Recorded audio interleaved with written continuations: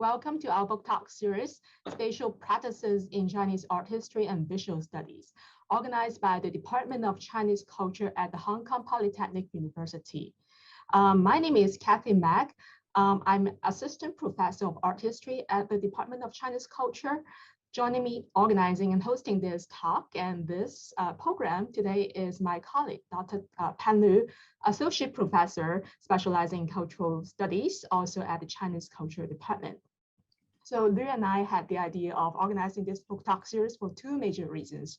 First, both of us are interested in the notion of space as opposed to time, not only as a historical problem, but sometimes can also be a methodological questions in a certain kind of research question. And secondly, both of us want to make use of the technology of video conferencing to create an alternative space for everyone interested in relevant questions to get together to talk about some of the latest publication question or research methodology in the field. So we also want to promote the culture of reading books because books spread knowledge so differently compared to articles. So today we are very happy to have Professor Christine Ho, Associate Professor of the Department of History of Art and Architecture from the University of Massachusetts, Amherst in the United States.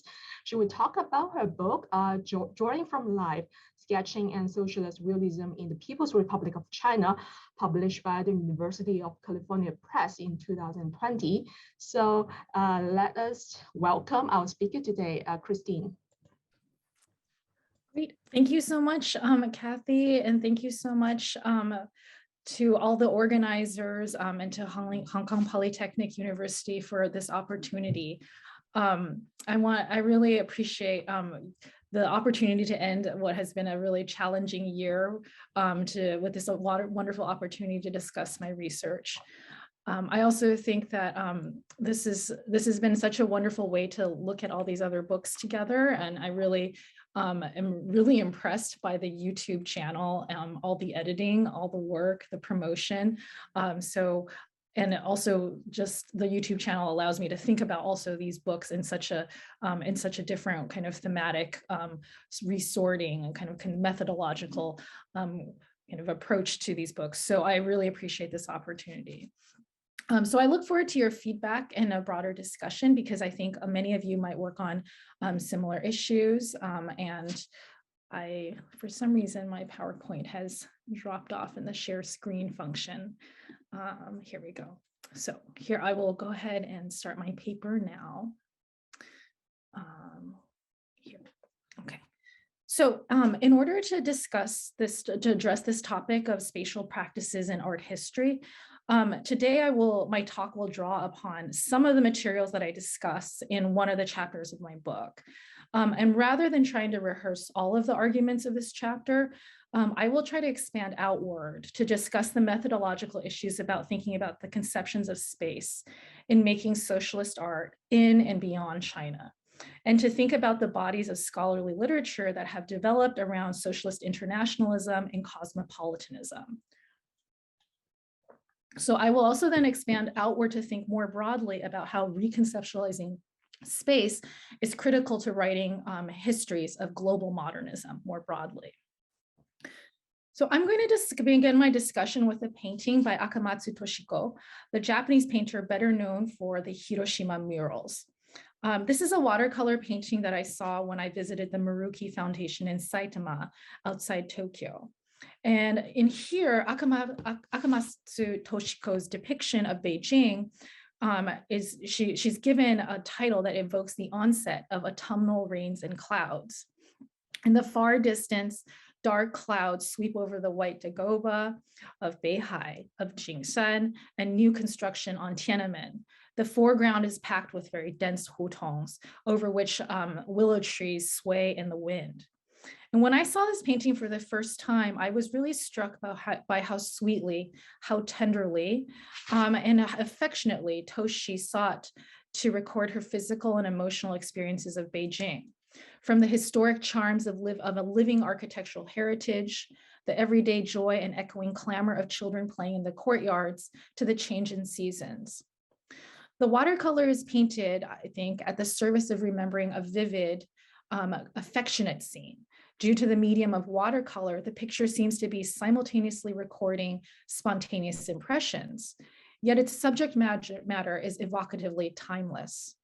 It is a large painting. It was perhaps conceived of as a gift and then brought back to Japan to remain now where it is now in the Maruki Foundation. Overall, it's difficult to detect an overt sense of ideology in this picture related to what is known about Akamatsu Toshiko.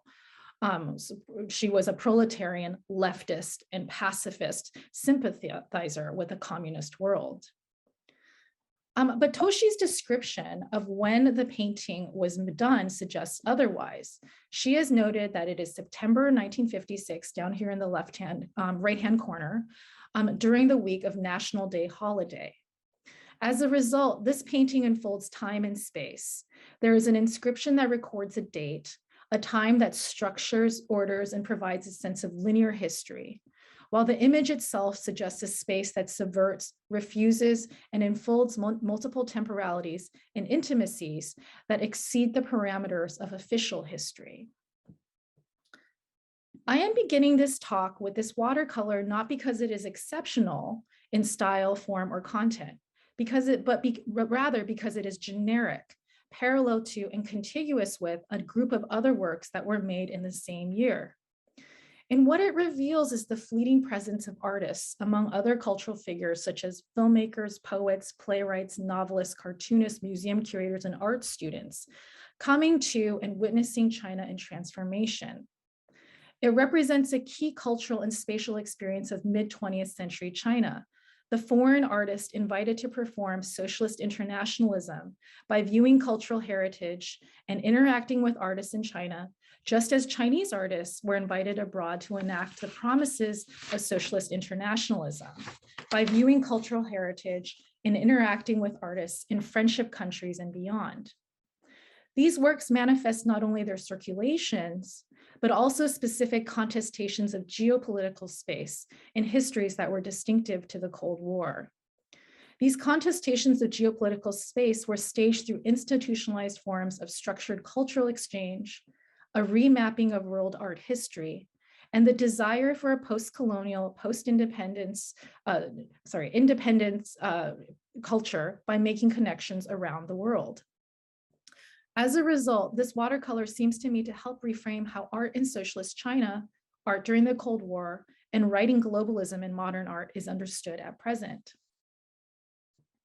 Although this is not a radical watercolor, its representative quality, the structures and conditions that lead to its representation of Beijing, is very important to some of the questions that I would like to ask today during this presentation. The most basic and fundamental question is this: what is the significance of socialist geography and socialist spaces of cultural exchange to histories of modern and contemporary art in China? What were the implications of socialist internationalism under the roughly 2.5 decades under Mao?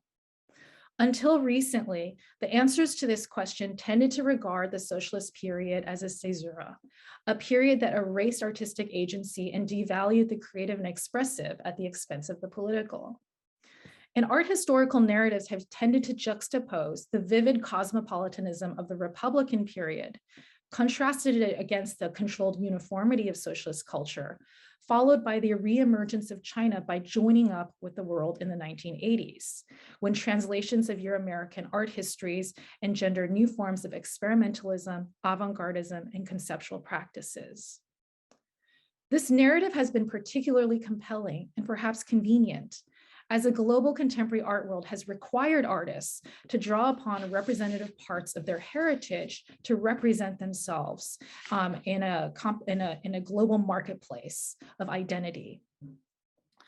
This narrative has also long privileged the idea of Euro-American modernism and Euro-American modernity as the barometer, the standard of being in the world. It is the narrative that has internalized Cold War binaries that cast futurity and backwardness, creativity and stagnation, progressivism and conservatism within geopolitical paradigms. Yet at the same time, the production of socialist art cannot be understood as vernacularly or indigenously Chinese either.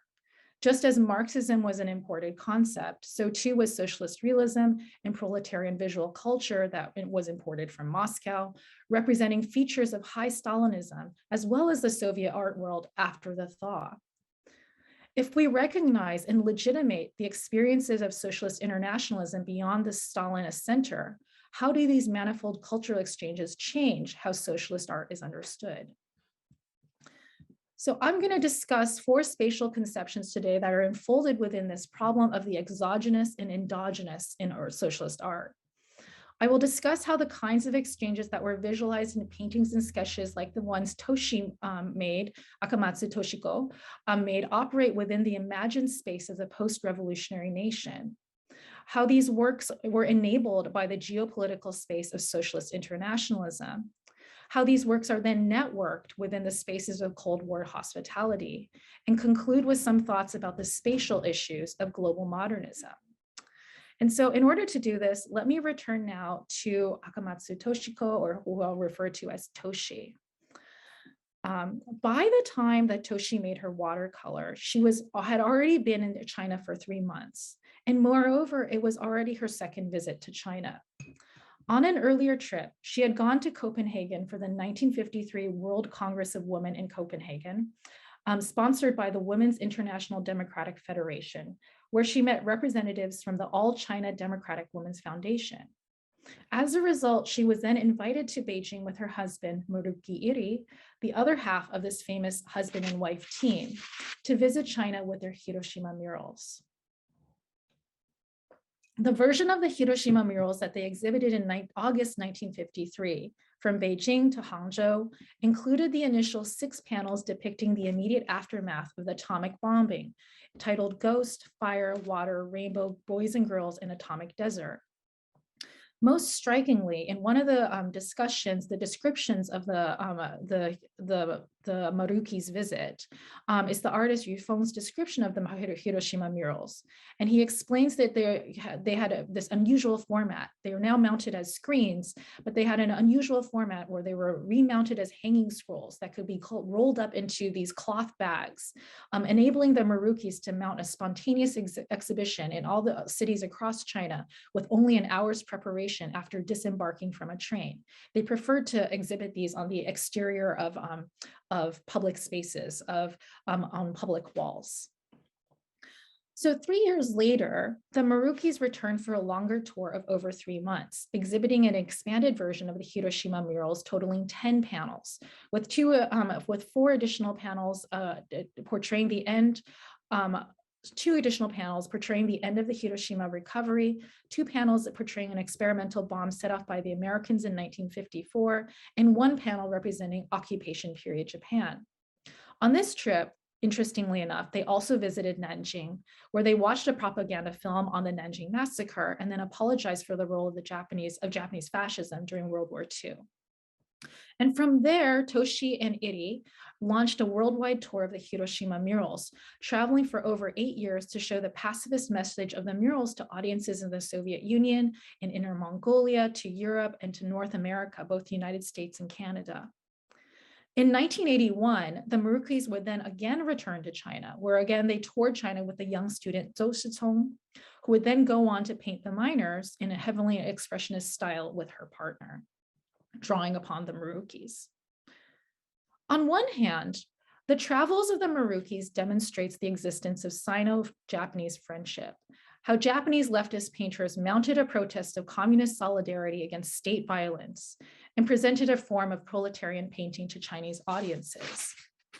It might be understood as how the Marukis presented another model of socially motivated protest art, one that combined the dramatic expressive qualities of Maruki Iri's Nihonga trained brush and ink with Toshi's yoga training that allowed her to produce particularly vividly modeled plastic dynamic figural paintings.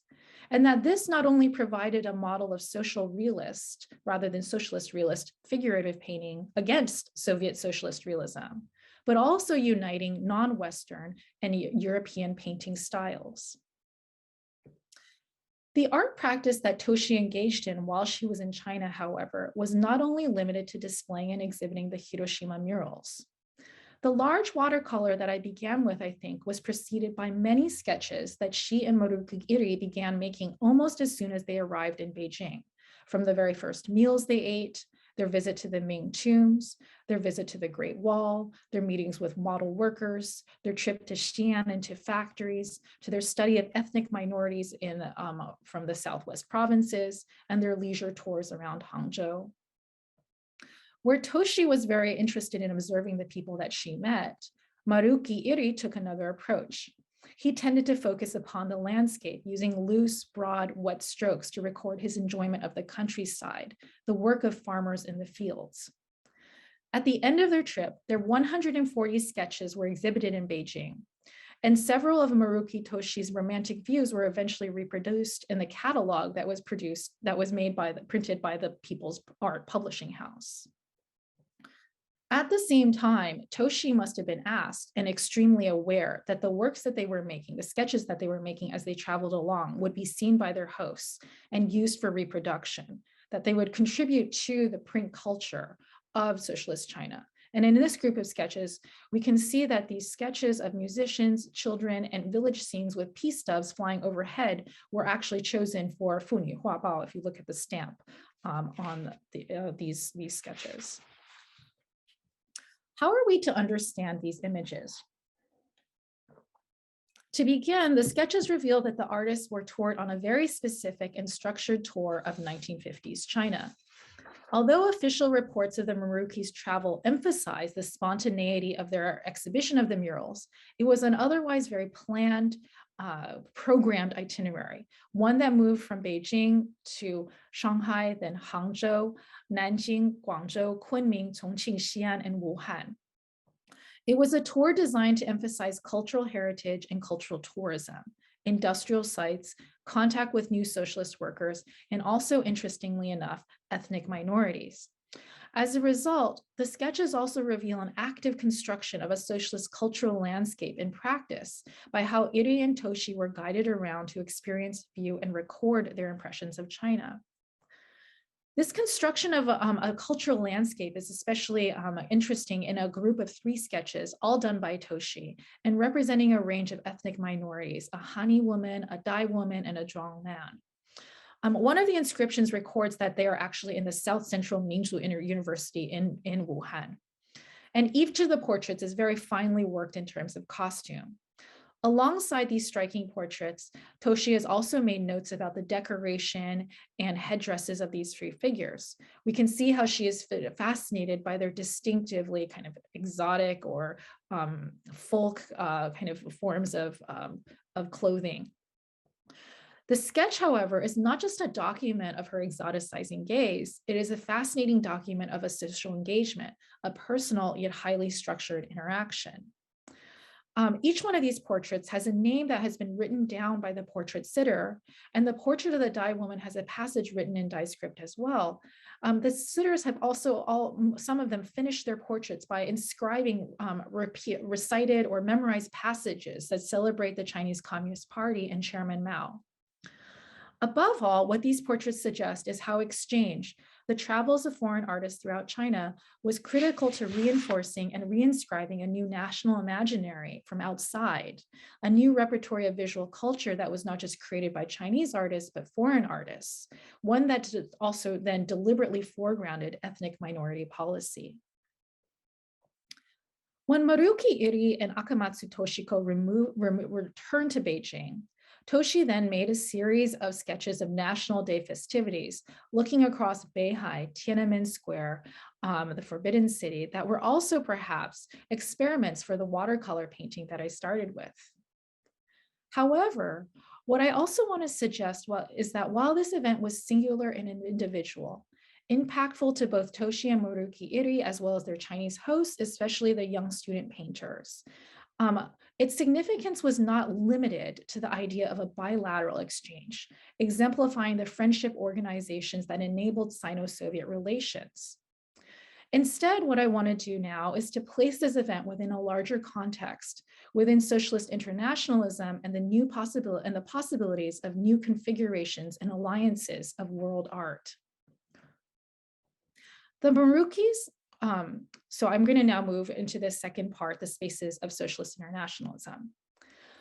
The Marukis were in Beijing at a very unusual moment. The year 1956 was an extraordinary one. The painter Qi Baishi had been named one of the recipients of the Stalin Peace Prize, or the International Stalin Prize for Strengthening Peace Among Peoples by the Soviet-run World Peace Council, which had been instituted by Stalin in 1950.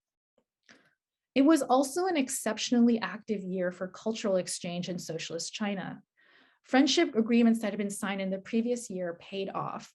And in July, the Chinese Artists Association hosted 17 delegates from the Soviet Union, Mexico, Czechoslovakia, Japan, and Holland. These delegations then each accompanied a traveling exhibition sent by their respective country. The Mexican delegates brought 2 exhibitions of painting and prints. The Japanese sent an exhibition of works by the Zen ink painter Sesshu. The Czechs, an exhibition of paintings by Nicolae Grigorescu. The Dutch, an exhibition on the Rembrandt van Rijn. The Soviets, an exhibition of the 19th century painter Karl Brulov. Artists familiar with the host cultures wrote essays celebrating the works on view, with Fu Baoshi describing the work of Sesshu, Jiang Feng and Su Tuqiao writing essays on Rembrandt, and Su Tuqiao also wrote an essay on Mexican muralism. And at the same time, in the same year, the exhibition, The Plastic Arts of Czechoslovakia, comprised of 400 oil paintings, sculpture, prints, cartoons, and posters, then also traveled from Beijing to Shanghai. Included in that exhibition were 2 works specifically produced for the exhibition that depicted the Sino-Czech friendship, a granite bust of Mao Zedong and a marble bust of the historical figure Susan. Similarly, exhibitions of folk art, woodblock prints, and plastic arts from Romania were also sent to Beijing. During the exhibition period, the delegates gathered in a meeting to discuss their mutual efforts to spread peace.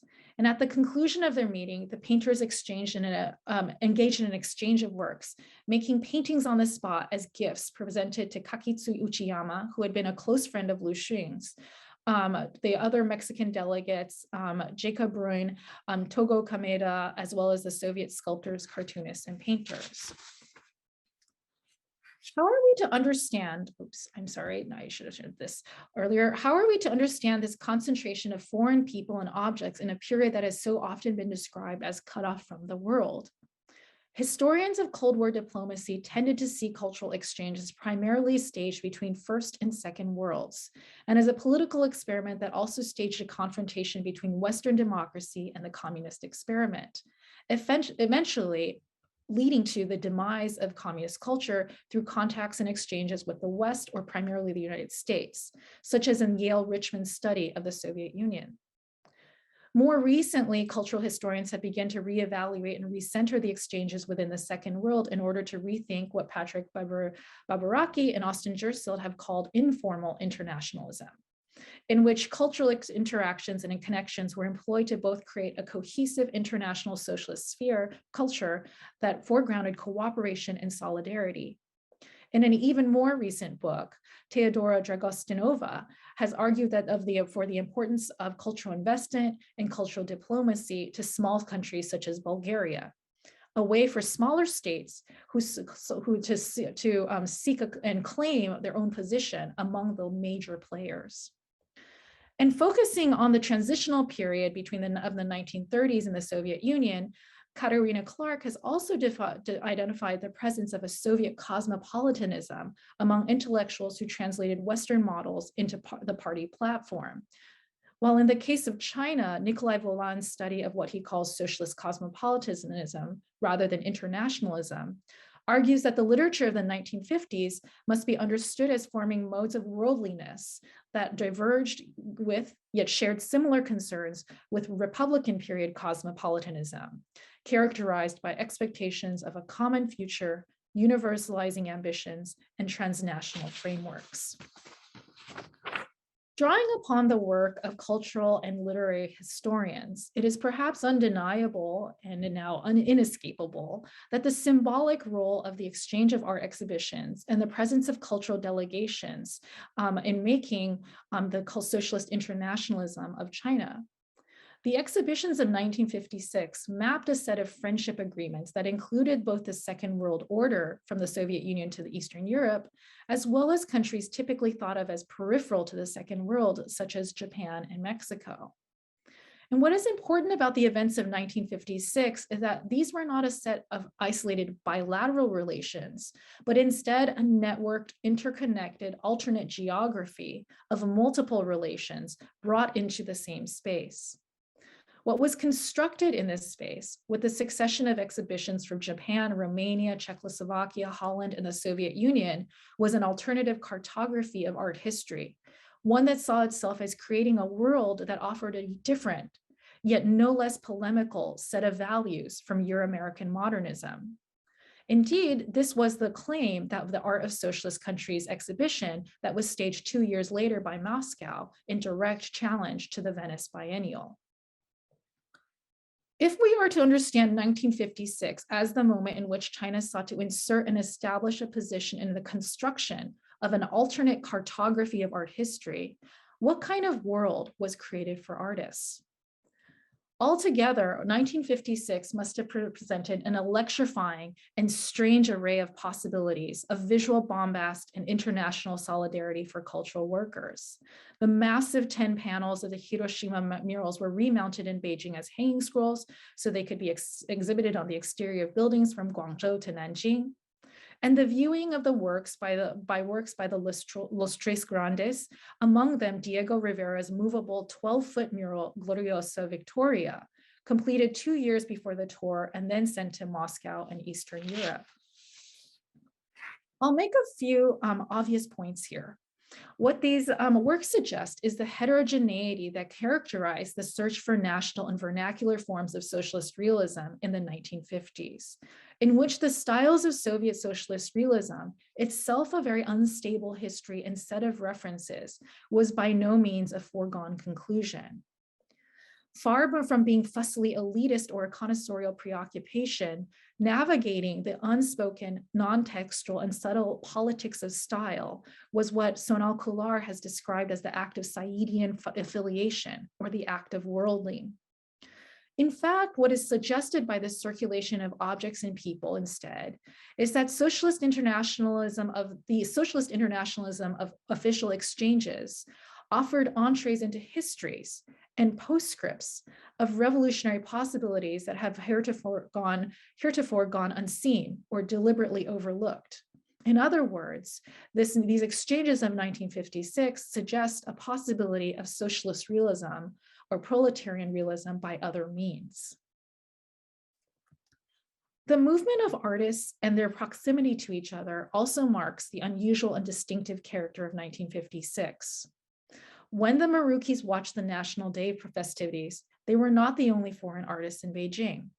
In the same month, David Alfaro Siqueiros and his wife, Angelica Bastar, had arrived in Beijing to start their own tour of China, when they also traveled, like other artists, to Datong, Xi'an, Hangzhou, Wuhan, and the other heritage and industrial sites required of cultural diplomacy.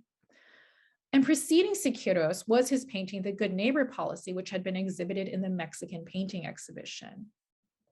Like Diego Rivera's Gloriosa Victoria, it is an anti-American painting, explicit and propagandistic, very different from the formal experiments in sculpted surfaces and mobile viewing, esculto pintura, that Siqueiros had been experimenting with in Mexico. Very famously, as many of you know, Siqueiros is recorded as discussing with Chinese artists the problems of socialist realism and advocating the use of national form, 民族形式, instead of imported forms. This discussion has been interpreted as an alliance of non-Soviet art against the hegemony of Stalinist form. But what I want to note here is that the discussions of national form occurred on nearly every one of these trips and every one of the workshops with these cultural delegations that were held by the cultural delegations. The invocation of national and form, socialist in content, was itself a Stalinist concept, one that saw the diversity of national cultures contributing to and constitutive of socialist internationalism. No matter how rote or generic the citation of national form was in this staged encounters between foreign artists, national form was a critical form of expression for artists as they sought to express their experiences as international visitors. So I now want to turn from the circulations within China to circulations outside of China. Siqueiros does not seem to have made any sketches of China, but is curious and important that many other artists did. This practice of the cultural tour and sketching on site distinguished, they were different from the exchange exhibitions, which looked backward into time to form an art historical canon of socialist internationalism. And instead, what the sketching tours did was that they established a practice of making contemporary expressions of socialist internationalism, which sought to construct a lived repertory of national experience that mirrored and participated in shared themes and experiences across the socialist world. As in Siqueiros' discussion of national form, artists would need to translate and reintegrate these experiences into not only their own distinctive styles, but imbue them with a style that spoke distinctively of the guest country, bringing together both socialist internationalism and national form into the same space. And this is an artistic practice that I would argue is a form of world making, one that required both diplomatic sensitivity as well as an idea of cultural translation. And this act of sketching as a foreigner was then a skilled performance of socialist internationalism. Nearly all artists visits by foreign artists into China were ended with an exhibition of sketches demonstrating their experience in China. And this was a mode of exchange that was begun as early as this set of watercolor sketches by Victor Klimashin, who was the head designer of the Indo-Soviet Festival and Convention of 1952. It was at this convention where he met the exhibition and designer, translator Wu Lao, who worked at the Shanghai People's Publishing House at the time. Wu Lao describes occasionally consulting with Victor Klimashin on the Chinese pavilion, going out with Klimashin on sketching tours, and then seeing Klimashin on the Klimashin's exhibition of sketches of India at the end of the convention. Later, when Klimashin went to Beijing in 1954 to consult on the Soviet exhibition pavilion, he again completed several watercolor sketches of the sites and people that he met, from Qibaishi to life in the Hutong to scenes around Tiananmen and the Forbidden City, just as Akamatsu Toshiko did. In the set that was later published on this trip, it brings together, interestingly enough, both his Chinese and Indian sketches in a touristic postcard set, a repertory of scenic views, again, important visitors, and an essentialized, nearly primitivizing enjoyment of cultural exotica. Nonetheless, these images were very important to the host countries. In an essay written by the printmaker and administrator Wang Qi, he reflected upon the 10th anniversary of China under the brushes of foreign painters in the journal World Literature, 世界文学. He reviews a history of landmark artistic exchanges, including Klimashin and the Maruquis, Bert Heller, Andrei Kobzej, Paul Kogarth, Andrei Strumilo, as well, and many other artists, and recounts how they represented New China through a series of memorable watercolors, quick sketches, and woodcuts. Again, visions of Tiananmen, Beihai Park industrial construction, and Chinese youth materialized by foreign hands. Here, Wang Qi's description also again posits the Chinese art world as essentially cosmopolitan, generative of foreign creativity. It is described as a nexus with a gravitational pull for these visiting artists. And the sketches themselves were viewed as a kernel of experience that would grow into maturity when the respective artists returned back to their home countries, then producing visions of New China far beyond the boundaries of the nation. And all of the artists mentioned above did eventually mount exhibitions of their sketches in their home countries with catalogs. Wang Qi concludes his account with what he characterizes as the charmingly naive and direct effect of Akamatsu Toshiko's Children's Day in Beijing, demonstrating the simultaneous contemporaneity of China with world time. So now I'm going to think about how these geographies of socialist internationalism become translated into the visual language of socialist cosmopolitanism by focusing upon the case of Fubaoshi in Czechoslovakia and Romania. In 1957, China had just signed another friendship agreement separately with Czechoslovakia, then Romania.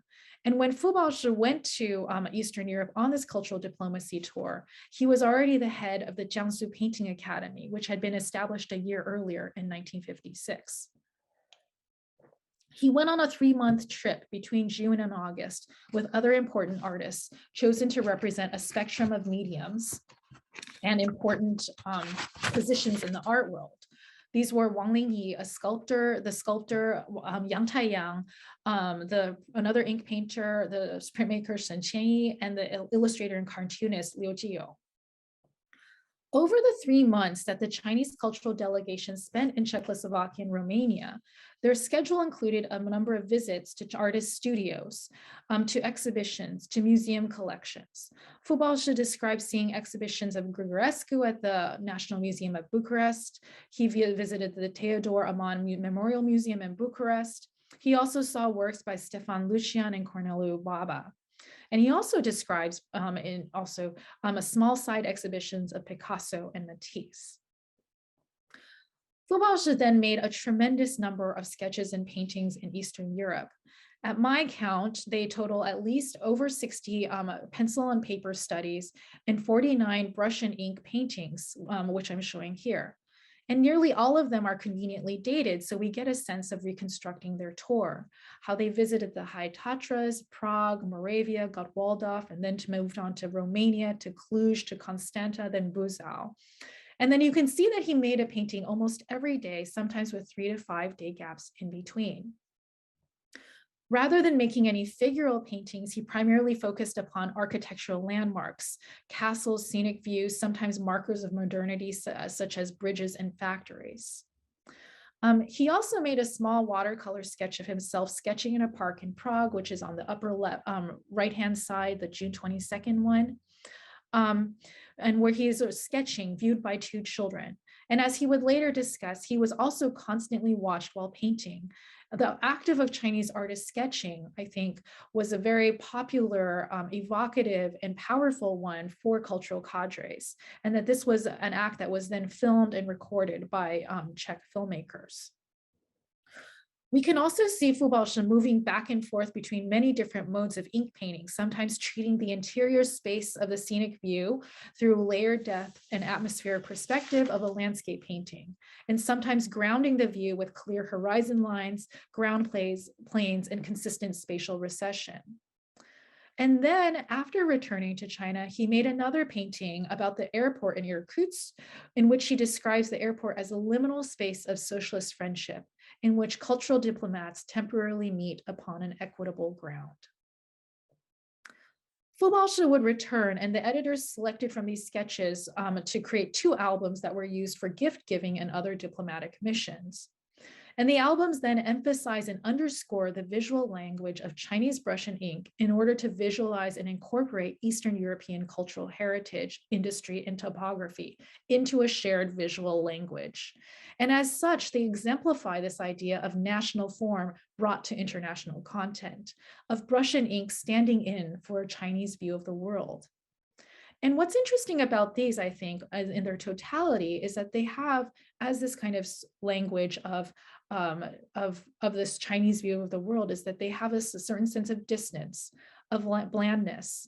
Their sense of registering foreignness is conducted through a certain politeness, and what some people have called a conservatism, a kind of visual language of diplomacy that treads the most narrow middle ground. So what I've argued is that I think that what these participate in is what I would describe as the aesthetics of hospitality.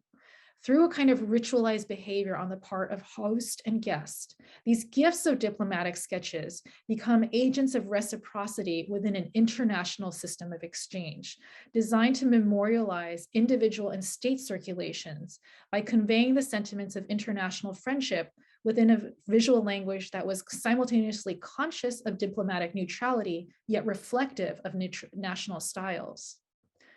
What remains is this diplomatic sketch as the paradoxical act of hospitality that sought to close the breach, the difference between sameness and otherness.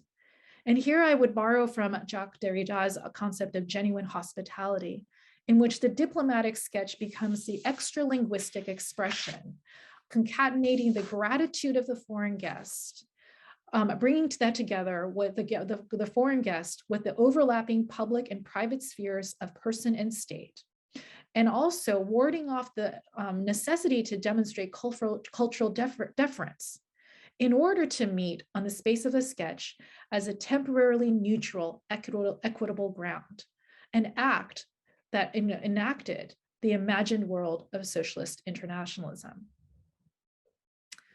So what was the impact of these cultural exchanges, and what is to be gained by recognizing and resuscitating these acts of socialist cosmopolitanism into the history of modern art in China? I want to conclude briefly by relating this question with the problems of space in writing socialist China into histories of global modernism, and how I have understood the methodological stakes of my book project. Recent expansions in the understanding of global modernism have significantly reconfigured our view of the post-war art world as a separate and distinct time period and a set of distinct concerns. These concerns must not only take seriously the complexities of the Second World artistic sphere that were not monolithic in their aims or styles, but also the desires of decolonization and liberation of the Third World associated with Afro-Asian solidarity and Arab struggles for independence. Secondly, current interest in the biennial as an agent or medium of globalization, especially underscoring its imperialist histories and neoliberal tendencies, have also sought to reconfigure the space of global contemporary art by looking back into the exhibition histories and biennials staged in the global South to seek an alternative geography, or what Anthony Gardner and Charles Green have described as giving form to cultural independence in the aftermath of national independence. As a result, the field of post-war art is no longer simply a story of high modernism's ahistorical purity and abstractions, exemplified by the exportation of abstract expressionism by the CIA to champion American democracy and liberty, as in the work of Serge Guilbeault, but it must be understood within a complex negotiation with the realisms of the Second World and the agitational aesthetics of the Third. Realisms of various kinds, social, socialist, and what Annika Lenzen has called exchangeable realism, can no longer be siloed and isolated as a retrograde vision of Stalinist regimes, but rather they must be considered as interlocked with the formality of these structured exchanges brokered by official agreements against the fluidity and connections of international encounters that happened within socialist exchange, which in turn were freighted with the historical weight of indigenous traditions, vernacular modernisms, and political dreams. Yet for all of these attempts to rethink the internationalism, the cosmopolitanism of modern and contemporary art in China, the space of socialist art in China seems still curiously limited to a more narrow conservative conception of the nation, looking inward at essences and identities. The idea of the nation that is fixed by a bounded geographic space and a national identity that is imagined into being by creating a shared set of values has long been an important problem for modern artists. The problem of the nation is not unique to Chinese artists, but all artists who operate outside of the Euro-American canon. And then although our art historians from Craig Clunas, Shane McCausland, Shen Kuiyi, Ida Yuan Wang to Liu Yuchen, to name of only a few, have demonstrated how Chinese art was constituted through and from engagements with British, Japanese, and French collectors, art historians, archaeologists, reproductions, and histories. This problem of Chineseness in the most narrowly constructed way still seems to hold sway.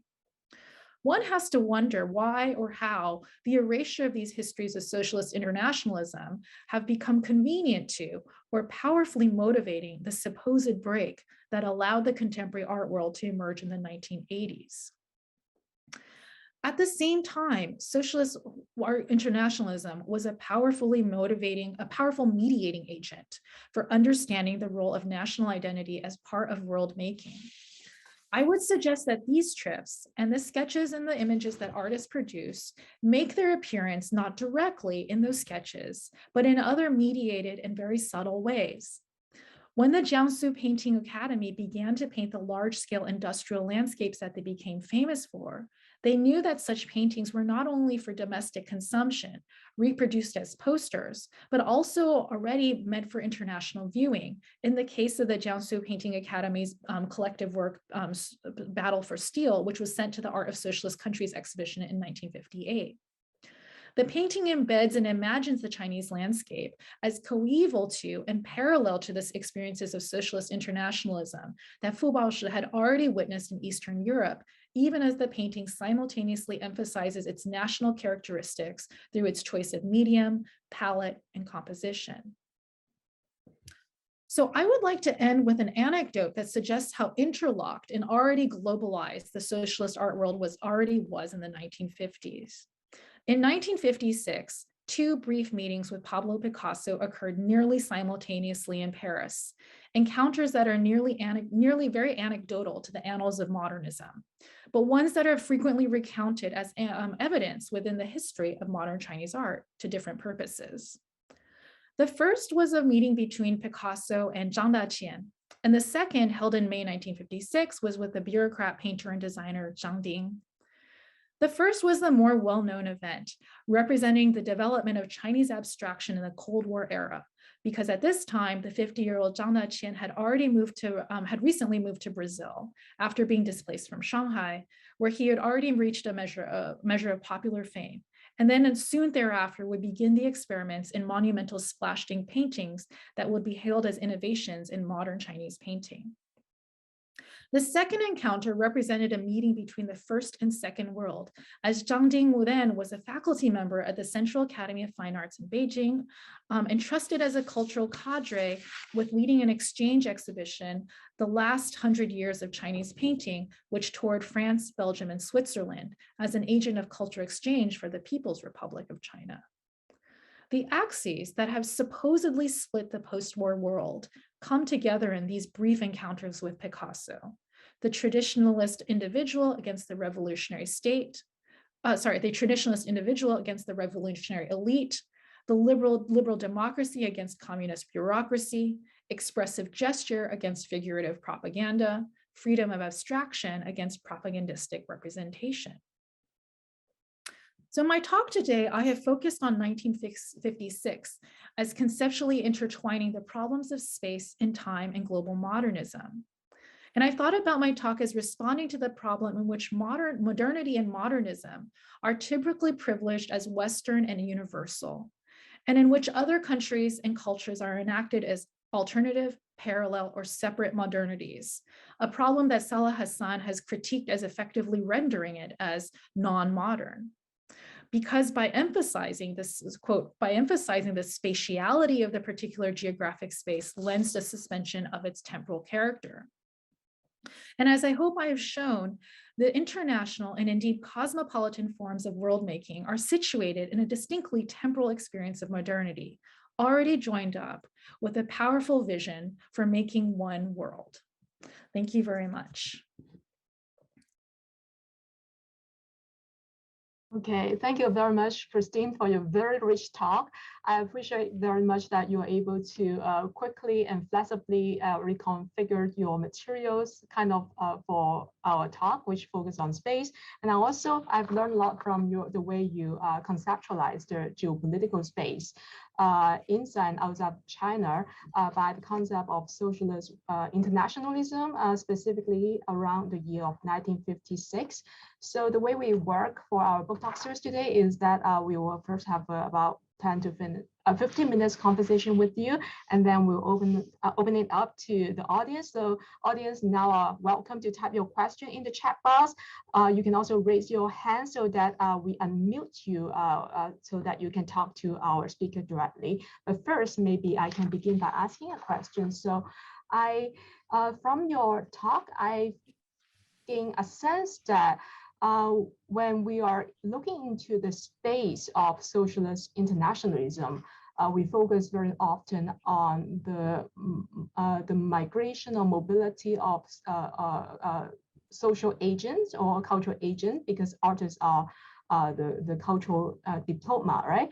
But somehow it's also it's less easy for us to look at maybe the formal characteristic of their works, because when these artists move from one country to another, they are subjected to a new geopolitical context, and sometimes they were guided to portray their impressions of a place, of a culture, based on maybe the narratives or some sort of protocols or the national culture of a specific place. So if we are using the conventional approach of investigating art, that is the formal analysis, so it's actually very challenging for art historian using conventional research method to try to come up with a holistic picture of aesthetics of this period. So it seems that social network or transnational network, has become an important methodology when we look at this particular geopolitical space that you have introduced to us. So I was wondering if you can speak a little bit more about that. Thank you so much for this question. I will say first that the reason that I have long avoided presenting any of this material in a public setting outside of the book is that I felt that as an art historian, these works were not visually exciting enough, except in the vast numbers of them, to present to art history audiences. And so I really appreciate your question about thinking about the role and problem of formal analysis and thinking about it as an aesthetic enterprise rather than one that is one of cultural history. This was a problem that I thought a lot about when I conceived this chapter, because I looked at so many of these and they're very, as you say, and as you can see, I tried to lay out, like there's just such a structured way in which these exchanges happened. And in spite of, and sometimes you get these glimpses of like how, these students, they go to Moscow and they actually end up at the Tretyakov Gallery and they see so many, modernist icons, but where is that, in the works? Instead, what I tried to do in my talk, and I tried to think about, try to take seriously this this diplomatic language, right? This kind of, and I try to think about it as an actual, as a form of cultural kind of translation, and to think about how this problem of national form was extremely rigid and stultifying in some ways, because it had to be, one had to stereotype oneself when one encountered another culture, and to participate in that kind of language.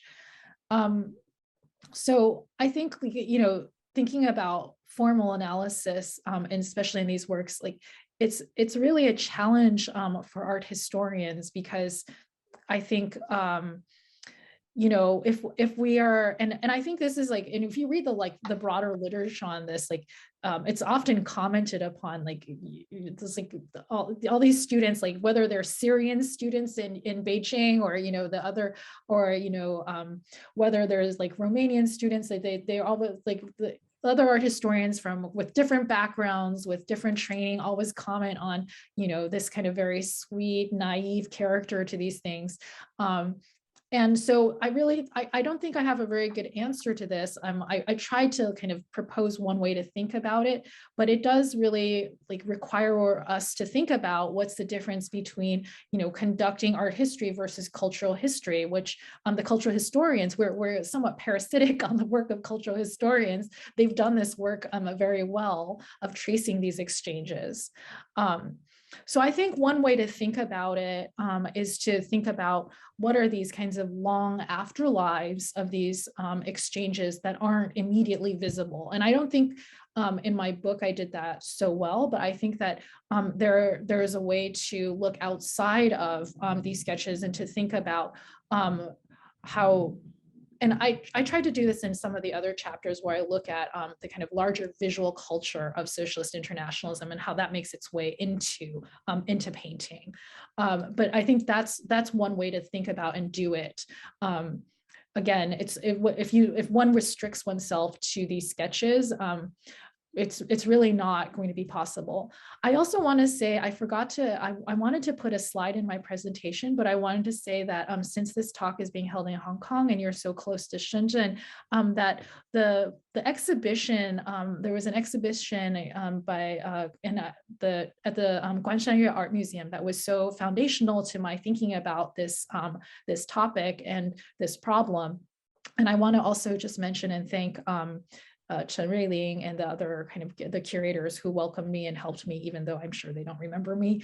And that this, but looking at all those works together in that exhibition, in the wonderful exhibition catalog, also really made me, it was just, it's so difficult, as you say, because there is this kind of quality of kind of rote language, right?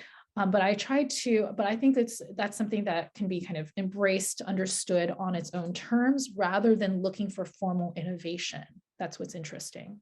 Yeah, I agree that there's quite a lot of limitation in our field.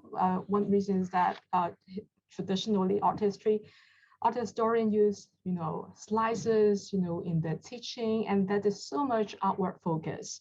And also for art history, art museum is a very important, institution to work with, which is also an object focused institutional space. So somehow I think with new research paradigm coming in, and also maybe the use of PowerPoint instead of traditional slices, we can kind of slowly reshape the field a little bit, especially when it comes to the post-war period, where there are so many different transnational networks that are being constructed. And yeah, right. And then I have another question. So your presentation has shown us the very rich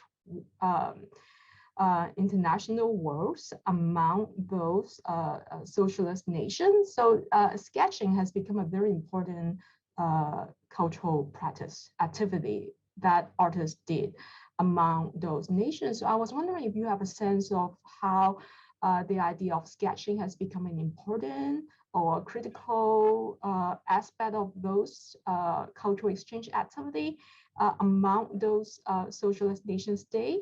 I ask this because from what I know, within the context of the People's Republic of China, it did take the artists a few years to rethink the role of, for instance, traditional ink painting.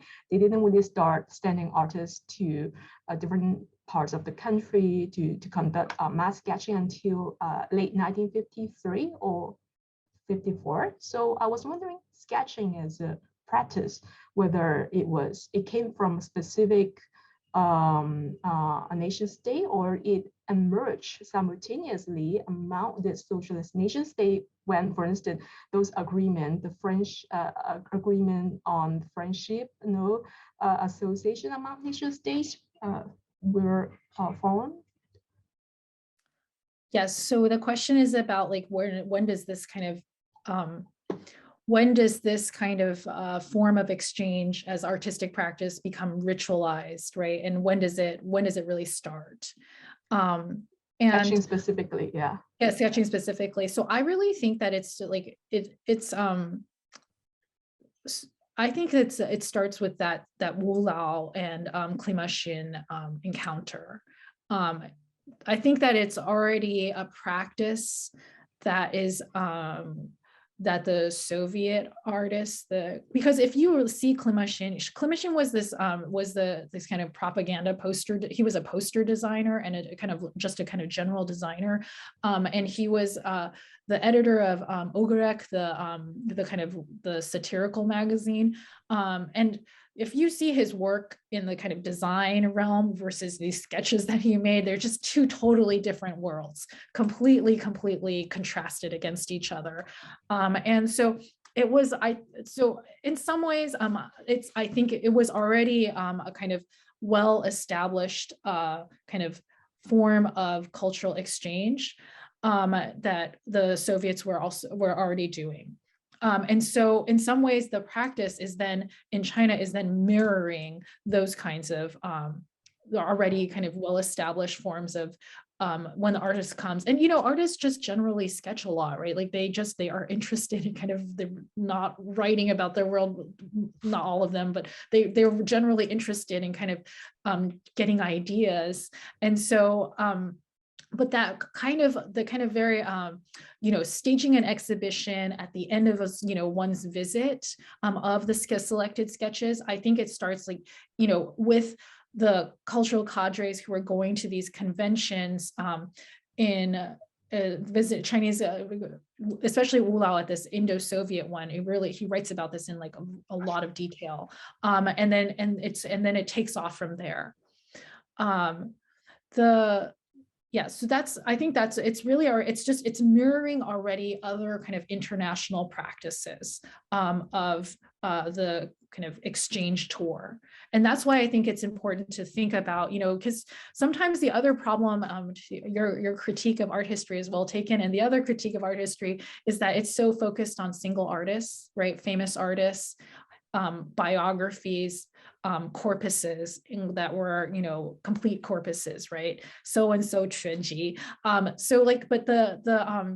But if we look at them holistically as a set, we can, and again, as a set of practices in global modernism, we can understand, or socialist internationalism, we can understand that it is not only, it's not about a foreign importation of a kind of an official exchange practice. That's not what I'm trying to say, but I think it's mirroring and engaging at the same level with what has already been kind of established as protocol for these visits. Yeah. All right, let me see if my colleague, Dr. Pan, has any question for you. Thank you so much for this, I think, a very, very interesting talk. And if this is not what art historians are supposed to do or usually doing, I think I prefer your way better. And I have several questions, but I also see some kind of similar direction in the chat box. So maybe I will start with a very simple one. Also picking up what Kathy just said about the importance of sketching, because I think in the even before the establishment of the PRC, I mean, among the tradition of the left-wing artists, the form of, I think, for example, woodcut painting is also very important. So I'm curious if not only limited to maybe sketching, is there any other forms, like, for example, woodcut painting or other form that is also recognized by this kind of communist, socialist states that are at the same time in a kind of, I don't know if it's competition or it's, parallel, simultaneous development as those sketches of realism or socialist realism. So this is my first quick question. And the second one is, in the chat box, I also see this question about this, connection with the Republican period. So, because you also mentioned this connection with Mexico, so it naturally occurs to me about this exchanges between, for example, Zhang Guangyu and Miguel Covarrubias. So it was before, in the 30s. So there were already this kind of exchanges between Chinese artists and those from Mexico, for example. Of course, and there are more people who studied in Europe or in Japan. So I'm also wondering about this continuity or discontinuity from the Republican period of maybe another kind of cosmopolitanism, and its relation to the PRC years. Maybe I'll just raise these two questions in the first place. Thank you so much for the questions. Very, very thoughtful. And I really, so this is wonderful because I have opportunity to talk about other projects. So in terms of other forms, I focused mostly in this talk about, what are people doing when they're on the ground in the country, right? And so sketching is easier because, it's practically easier because, to make a sculpture or to make an easel painting requires time and an investment of, studio space, materials. That's just much more difficult. I do think that this kind of sketching is something unique to kind of these second and third world cultural exchanges. And that's in a more limited sense in terms of, again, what are people doing on the ground when they arrive in these countries and they are there for 3 months, right? So in terms of the other kind of representative forms of, communist exchange, second world exchange, this is, I think, such an interesting topic that I think should be explored more broadly. But I think that definitely woodcuts, printmaking is one, distinctive form, right? That these are like, they have dedicated exhibition sections to, or exhibitions of printmaking. And what's interesting also is I didn't have time to talk about this in my talk because I think, I have a sense of this, but I think that more research has to be done. But, what's very interesting is that it's an uneven terrain because some countries are more interested, send more exhibitions than others. Some artists are more well received and remembered than others. Everybody always talks about the Sikiros, but very few people talk about, Maruki Iri and Akamatsu Toshiko. So there's this very uneven terrain. The form of communist culture and as an exchange object that I'm most interested in right now is the craft object, because I think that is because it was this form of the craft object, which isn't conducted through the Cultural Bureau, but through the Ministry of Light Industry in China, is what enables many of these exhibitions to happen. And in fact, in the 1980s, when this first, contemporary art is sold to, the kind of the American or European markets, it's done through as a craft object. So I think craft, and this is really interesting because again, it speaks to this national form problem that there all these, in order to kind of create this constitutive world, mutual world of socialist internationalism, each country has these light industry objects, which are, or craft objects, which are usually a very kind of feminized form of, object, as opposed to fine art, which is often seen as more masculine, right, hegemonic. And then these craft objects embed, socialist folk identities. So that's what I'm interested in right now. But so I think that in terms of other forms, like that's printmaking is definitely one that I think also has actually been studied quite in a very, very limited fashion in terms of an exchangeable form. And then secondly, I think craft is something that, especially if we turn our attention from, again, the high arts, the oil painting, sculpture, printmaking included in that, into the other academies, the design academies, then we really see a really strong interest in kind of creating this vernacular indigenous form of socialist folk culture that isn't centered around the Stalinist center. So that I think is right now something I'm thinking a lot about and working on. In terms of the question about Republican cosmopolitanism, the continuities and the discontinuities.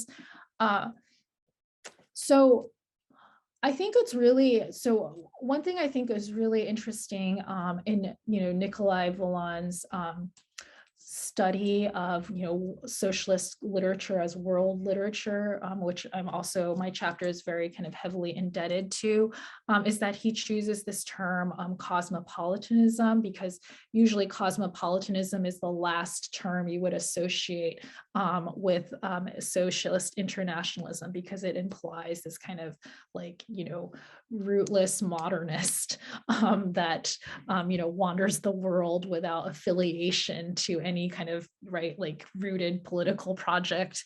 And so it is, and so one way to think about it, or how I have thought about it, is that I think, I tried to use this carefully in my talk, but I know there are parts where the two ideas become conflated, is that I I certainly think that there were, as you say, Covarrubias, the kind of most, obvious example, a really important example.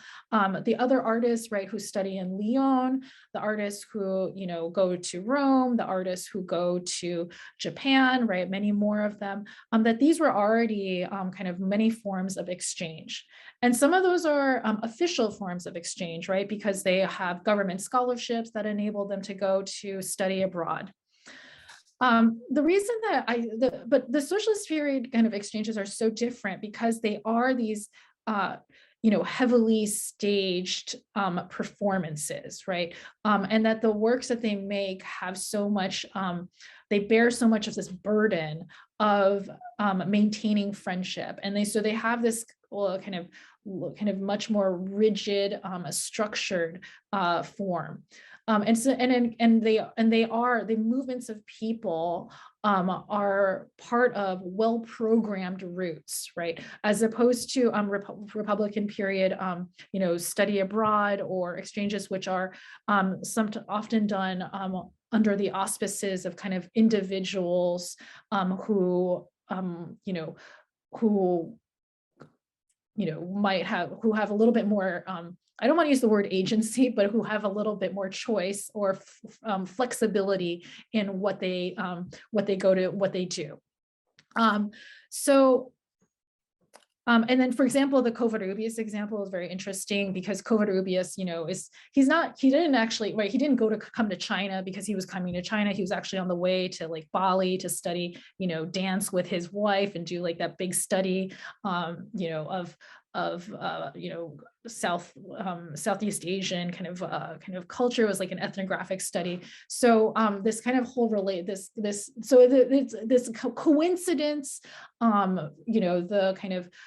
the fleeting kind of nature of these encounters is very different from the very hierarchical, structured,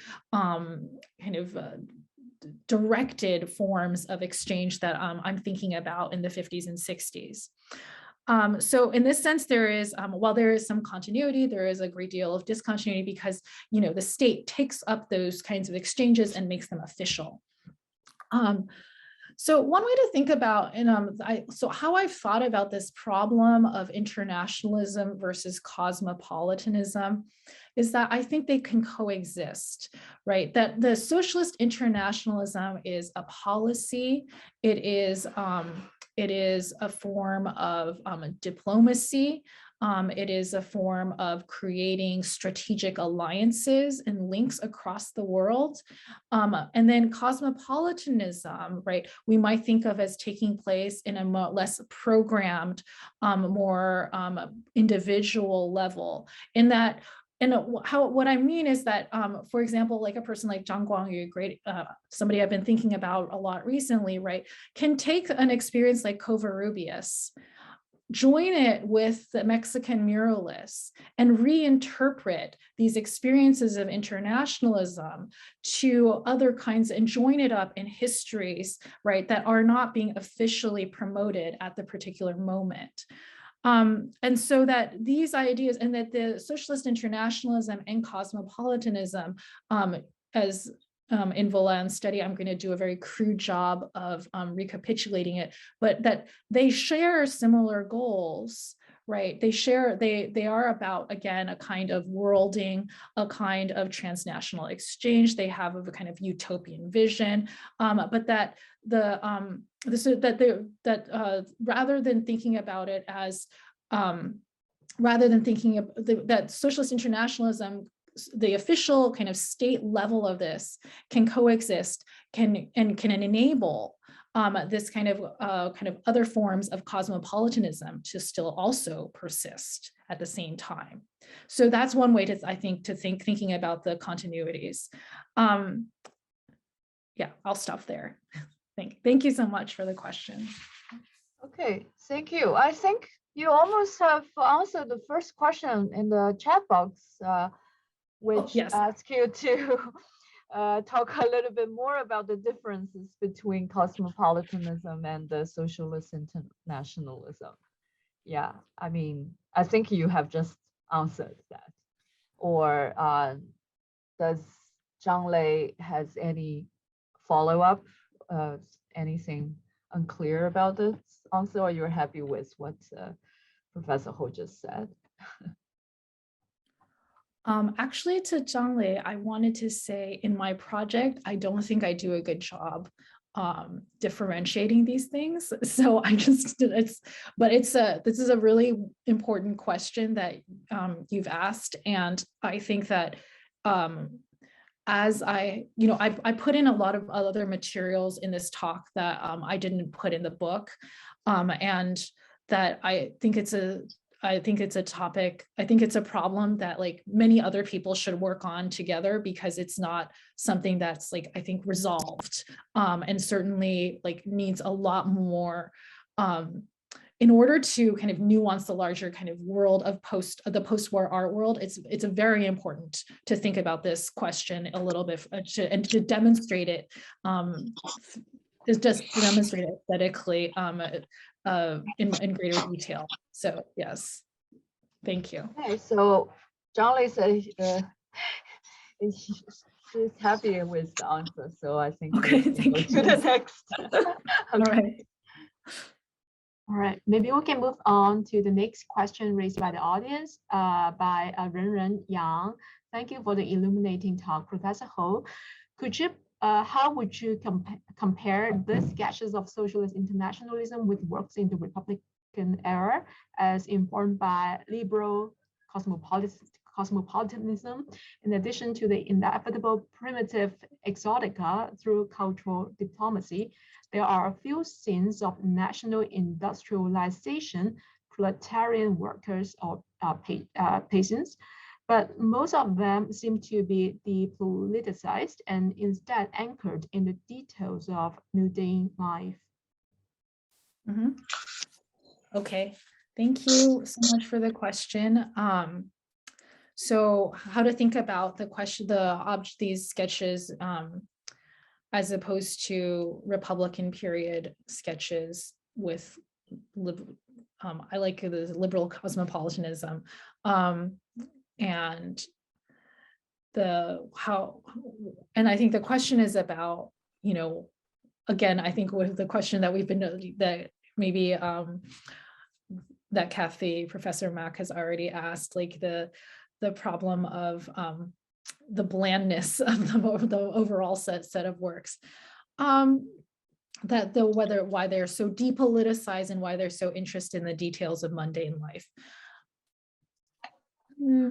So again, I think that one thing that maybe we don't see so much anymore in these sketches is that this interest in creating heritage sites on the level of visiting Goethe's birthplace, right?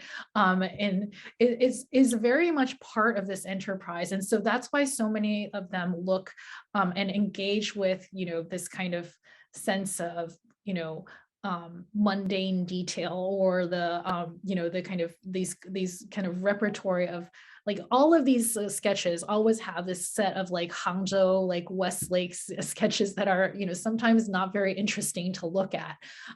So you always wonder why are they there, right? And so I think one of the ways to think about it is that this was creating and emphasizing, and also perhaps drawing upon to some degree kind of other ideas from, Republican period, sketching tours of the kind of this repertory of what are good sites for artists to visit and to kind of bring home and to promote as this image of China in the world. And so as a result, they're not always going to have this kind of a very overtly, proletarian vision for that. It's also like, and then there's this Dragostinova book, which just came out, I think, last year, very interesting and useful for this, is to think about how, that these are all very kind of strategic cultural enterprises devoted to managing and establishing and kind of claiming a position in the world. And so in this, again, which one's position is not totally clear. And so I think what's really interesting, and again, I think there are more research could be done about this, is like how these sites are, changed and selected. But my feeling about them, my understanding just from the kind of very shallow research that I've done, is that they're also really linked to the establishment of these sites as cultural heritage sites already in the 50s. And for example, Suzhou is undergoing its own kind of reconstruction of the gardens and establishing this kind of repertory of famous gardens as cultural heritage sites. So it's related to both domestic policy, but also understanding that, these are places that need to be seen in the world. The mundane quality of these sketches, by the way, I think the other thing that's interesting about them is that they're all potential works of painting that are not realized, right? They're all things that they are trying, like these artists are trying to kind of come up with something. And I think I can just imagine like the pressure must have been very immense, like that you're trying to come up with something that's interesting, that can be exhibited at the end of this trip, that you're coming. And so they're accruing and accumulating, and that not all of these are going to turn into something great. But that's why I thought in the space of this presentation, it would be interesting just to be able to look at so many of these that, again, in a print book, you can only have, 80 illustrations, and already that's a very expensive book. So I hope I've answered the question. Thank you. All right, we welcome audience to either type your question in the chat box or raise your hand so that we can unmute you. All right, so in the meantime, I have follow-up questions. So okay, maybe let's shift the time to one audience first. Lynette Tao. Hi, Professor Ho, can you hear me? Okay. Yes. Yes, I have two questions. The first question is it's actually inspired by your slide on the impressions of when the notion of socialist internationalism comes to my mind, something which came to my mind immediately is the railway system, the railway interconnectivity in the socialist bloc at that time. You can take the train from Beijing to Moscow, Pyongyang, and so on. So I wonder if any mainland Chinese artist has used the theme of the railway in their artworks, during the period as a symbol of this socialist internationalism. So that's my first question. The second question lies on, is inspired by another a sentence in your presentation, which is basis of Cold War hospitality. And when this came to my mind, something came to my mind in the context of the PRC, which is hotels reserved for foreign tourists during the socialist period. Say, for example, the Peking Hotel or the Friendship Hotel in Beijing and so on. I just wonder whether the authorities had thought about using, when you talk about the foreigner sketches of socialist China, whether the authorities have ever given some thought in using these foreigner sketches to decorate those physical spaces of Cold War hospitality. So these are two questions from me. Thanks. Oh, so this is wonderful questions. So challenging, so difficult. Thank you. So about the railway station, there's a great essay about roads, but that's not about, and the Guanshan painting, and I'm totally blanking right now. I'm definitely blanking on it's in like 美术学报,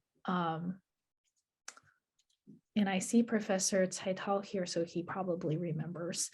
But anyways, I'm actually thinking about the railways. It's actually a really interesting question. Like, there's definitely a lot of pictures of railway stations, sketches of railway stations, but anybody who does that in a kind of more monumental way, I need to think about that a little bit more. So thank you for this question, because it makes me really excited to go back into the books and the catalogs and what I have on my computer to take a look. I can't remember. Yeah, sorry. I'm just thinking that, like the railway station.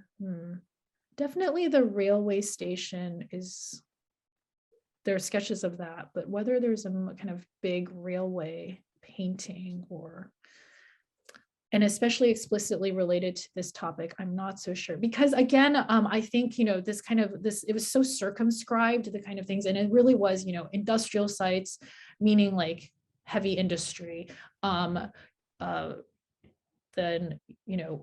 cultural heritage, and then, common, villagers or peasants, and then other artistic and cultural figures in the fields. So thank you. That's a very interesting question about the hotels, and the murals that were made for these hotels. No, I don't think so, because the whether or not so this is a really interesting question about whether or not you would have ever invited a foreigner to come decorate an international hotel, and I don't think so. Like, it would be, those commissions were, again, this was like, you very rarely see a kind of, European style easel painting, right? Socialist realist painting in a hotel. And I'm thinking now, like, for example, what the ones that remain now from some of these buildings, like, there's a kind of draft of the Wuzhuren, I think Aizongxing, draft of a mural that was in the planetarium. Even something like that by Wu Zhuoren, an easel painter, an oil painter, it never has this kind of quote unquote foreign quality to it, right? Because it really needs to, again, emphasize this kind of national character, national form aspect in relation to international visitors. So I think it just would not be, I could be very, there might be some example that I can't think of. But on the other hand, I do think that these murals that were made for these kinds of international spaces, Beijing Fandian, like they do have a kind of, they're already also, I think, very heavily responding to, other kind of Soviet murals, right? Decorative murals. And so in style, they're, drawing upon the standard references Dunhuang, right? To draw upon Dunhuang, similar styles, and then to mix them with those kinds of mosaic or kind of slightly kind of medieval quality of Soviet murals. But yeah, that's all. It's a really interesting question, and definitely I think that it's definitely should be explored a much further. I'm very interested in these murals, but so many of them have been taken down. It's hard to study. Thanks. All right, great. So let's see, we have two questions coming from the chat box. They are our friends. First is Fangfang Cheng Fangfang. Thanks for this rich and inspiring talk, Professor Ho. It is interesting that you talk about the space or aesthetics of visual hospitality. How would you describe the differences between this kind of aesthetics conveyed by non-Chinese and Chinese artists? Thank you. Oh, thank you so much for this question. It gets to something that I discussed in the chapter, but I didn't have time to discuss in this talk. And I so in terms of the difference in hospitality, I tried to make a small argument that I'm not really sure was so successful, to be honest, with this group. Too many people here still to make this admission, but that I tried to argue that oftentimes these foreign artists, when they were in China, they were so fascinated, right, with ink painting, and they were often asked for ink painting materials, and so some of these artists really. Did make, they would go on these sketching tours and they would try to make all of their sketches with, with paper, with Chinese paper, and with brush and ink. So this was a really interesting way, I think, of, again, mirroring, connecting, imagining oneself connected to the heritage, representing it in the medium as well, not only, just the subject matter of the host country. In terms of the kind of the non-Chinese or the Chinese artists abroad, another set of sketches that I, again, didn't have really time to talk about is, it really differed among various artists, but I think one thing that's very striking is how often ink painters are called upon to represent the kind of Chinese national tradition, first by doing this lecture on national form, and then also they would talk about Shibaishi, right, and then also to paint based on the host country's expectations of what Chinese painting should look like. And I think, for example, I don't really talk about this in my book, but somebody that really does this is successful with this is Guan Liang, right? Who paints all of these like Peking opera performers, and is very successful in this exhibition that they stage when they are in when they're in East Germany, and they actually, his memoir of this says that they sell out of these paintings. So it's the difference here is that and I think this question is really interesting because it is about a kind of imbalance of power between host and guest, and who has to represent their national quality and who doesn't, by mirroring, the qualities of the host country. And I think that is something that really is brought up by your question. Thank you. Okay. Oh, we have two more questions actually. So I will be quick. From Angie Becker can I ask a follow-up question about the disciplinary tools for studying the art history of the PRC, which is about what you said earlier about formal analysis. It sometimes seems like the art of modern and contemporary China cannot be articulated through formal analysis first, because the political and historical context is defining and always comes first. How do you think about the questions of methodology? So yeah, the question of formal analysis this is like, so I think, again, what I'm trying to say in this talk is, or, what's kind of going through my head as I try to articulate this in this talk is that this isn't a problem that's like specific to China, right? It's a problem about global modernism and how we understand the project of modernism. And so one tends to ascribe formal innovation to Western artists or the Euro-American project, right? And that this is a pure project, a Greenbergian project, some might call it, right? That in which the innovation within form, medium, the purity of this, right, defines, how artists, the emergence of, the kind of universalisms of modern art. And that every other country, and I think Salah Hassan, who I quoted in this talk, they don't participate in this kind of sense of formal innovation. They are somehow outside of it. or they're, and then the other ways that people used to talk about it, certainly we don't do that anymore, is that, there's a delay, or they are peripheral, or they are belated, right? That's the kind of usual term.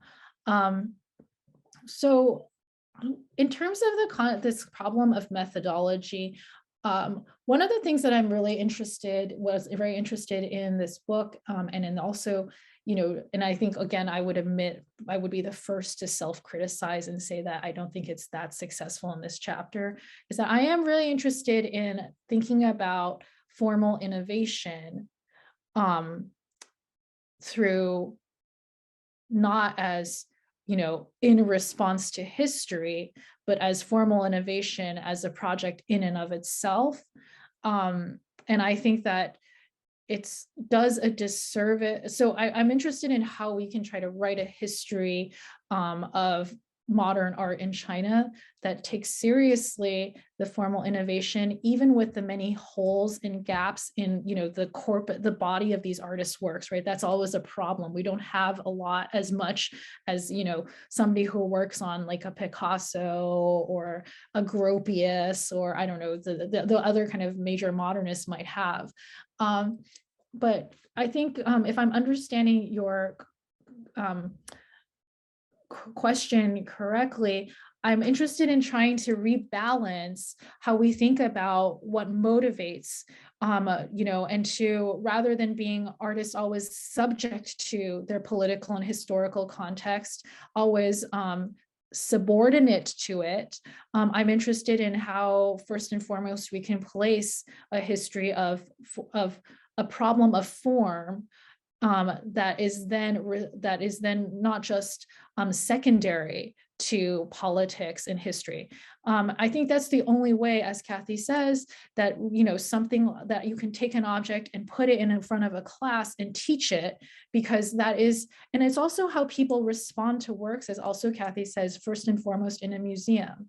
Right. So while there are definitely works in our the group that's here of a canon that need to be explained first and foremost through their history and their through their politics, I'm interested in also how we can go back and look for works that that can be talked about first and foremost as an experiment with form, and not necessarily in a Greenbergian way, but that we see it as a primary motivating and articulated matter, which is often, and I think in the way histories of modern art in China are written, tend to put it second, right? And of course, that also has to go to like our perceptions of value in what is formally interesting, right? That's also a problem that we need to confront head on. That often we don't see some things as valuable or interesting because they require more interpretation on the part of the person writing about it. Right? They're not immediately, obviously, formally innovative. All right, thank you. So due to time constraint, let's take the final question, okay? Because it's getting late in the speaker's time zone now. So question raised by Helena Hallam. I'm particularly interested in the artist Wang Shiguo, and I saw that he created sketches during his visits to the Soviet Union and Eastern Germany in the 1950s, many of which look ethnographic. I would like to ask if you know whether sketches like this, which PRC artists created during their exchange abroad, would get studied or published when the artist returns to China from these exchanges. Oh, this is such an interesting question. Thank you. I think it depends. So, I think the question, I'm sorry, this is such an annoying answer to your question, but it really depends. It depends, I think some artists like Fu Baoshi come back with a more obviously complete portfolio, right? And then these are very useful because there are these continuing exchanges with Eastern Europe, and that they get published and used as, objects of gift exchange. Some artists like Wang Shiguo, which have a more limited group of sketches, and again, I don't because of how what remains is also not fully published, perhaps somewhat diminished for various historical reasons, which we all know, that they sometimes are taken and republished. The editors choose from them, right? And they choose from these sketches and they choose to publish them in places like all kinds of publications, not just Meishu, right? They're from Wenyi Bao to things like as you saw, the Maruki, Akamatsu Toshiko, the Funyuhua Bao, there's just a huge range of publications that one might kind of end up having their sketches published in. In terms of studied, so, and the other thing is that these sometimes, right, there are these unofficial kind of viewing sessions that happen, right, which are also kind of thought to be the product of this exchange, right, that the artists come back and they show, what they've done, what they've learned. So it really, I think, again, it depends, but and these unofficial viewing sessions, again, also include, the presence of editors who then make decisions and choices based on, the perceived audiences and interests and publication programs of their respective journals or magazines. So I know it's not a very satisfying answer, so thank you.